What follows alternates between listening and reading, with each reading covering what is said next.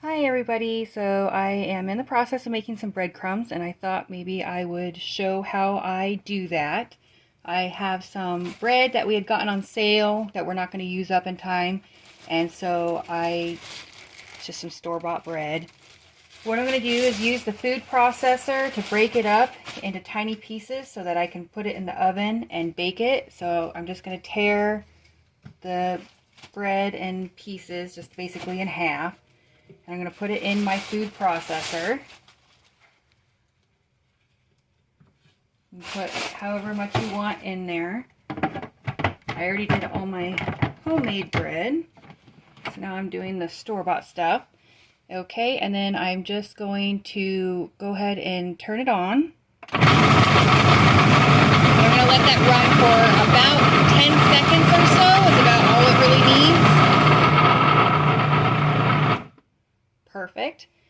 And this is what it ends up looking like. As you can see, it's just really fine crumbs.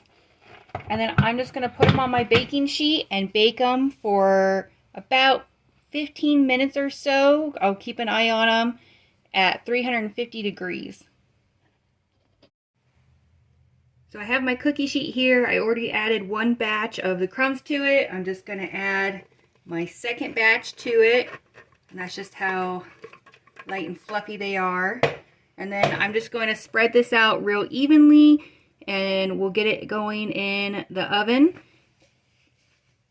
And I'll show you what that looks like when I take out the next batch. Okay, it is time to take the breadcrumbs out of the oven and put the other ones in. So I'm just gonna swap these out. So these ones ended up taking about 20 minutes total at 350 degrees. These are the breadcrumbs from my homemade bread that I put in there. So I'm gonna let those cool completely. And then once they are, I'll give them another shake. I was shaking them while they were in the oven just to kind of mix them up a little bit so they didn't stick together. Just kind of give it a little shake like that.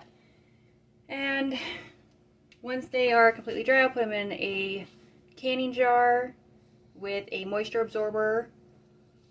And that way they will stay fresh for as long as possible, so we can use them in as many things as possible.